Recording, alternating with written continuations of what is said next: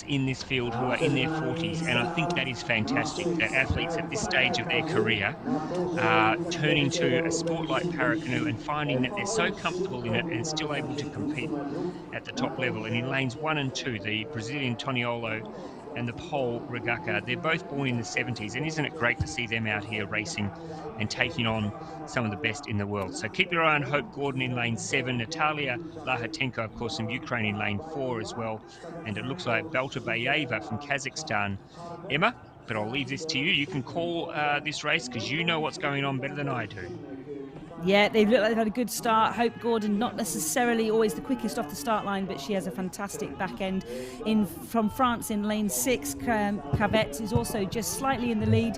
Really looks like she's stepped on from last year, putting down some power. Be interesting to see if she can hold on to that. Hope Gordon now coming through a bit like a train, just literally using power and that technique that she's honed on the rough waters of Nottingham to try and push forward. The French athlete still slightly in the lead by about a couple of feet. And on the outside of Hope, we've got Jiménez from Spain also in the running, but Kazakhstan in lane 5 also in there. It's going to be tight for the finish. I think we went France, Great Britain, and then possibly Kazakhstan. We'll just wait for confirmation, but it's going to be tight for that third, fourth on who gets through to the A final. But the win definitely goes to the Chavette in France. Yes, good call, Emma. And yes, we should mention top 3 go straight through to the final. So Hope Gordon safely through. But is that a little bit of a surprise, do you think? I mean, I know that Hope was probably well aware that she was in that top 3 position.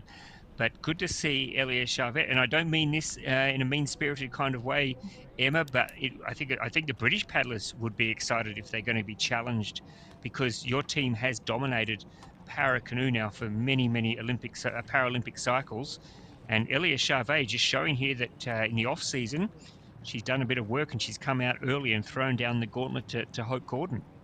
Yeah, absolutely. And I think it's fantastic for our sport. You know, obviously as a team, we want to be dominant and to be world leading. But this event in particular needs competition. It needs the rest of the world to really kind of step up. And we've seen that there with Chavette, literally looking like she's done a huge amount of work over the winter. And I'm sure she'll be delighted with the win. I don't think Hope will be panicking. You know, she's had a bit of time off since Paris and has then built back in. So I think this is a great opportunity to lay a marker down. But fantastic to see the French athlete steal the win there. Yep, and there's Hope. Is that a new boat for Hope, or maybe new paintwork? Is it, Emma? So those are the boats that we had for the Paris Games. So that would be they blend in nicely. They blend in nicely with the water. You don't know where the boat stops and the water begins, don't you? It's good camouflage, that's for sure. It looks like Hope Gordon's sitting on top of the water. It does indeed. It does indeed. I think she calls it wee donkey, that whole boat. So she is not always a big fan of that boat when it's difficult to manage in the wind at Nottingham. But you're right, it does blend in. So hopefully in stealth mode she'll be able to come through and deliver it in the final. But there's the final result.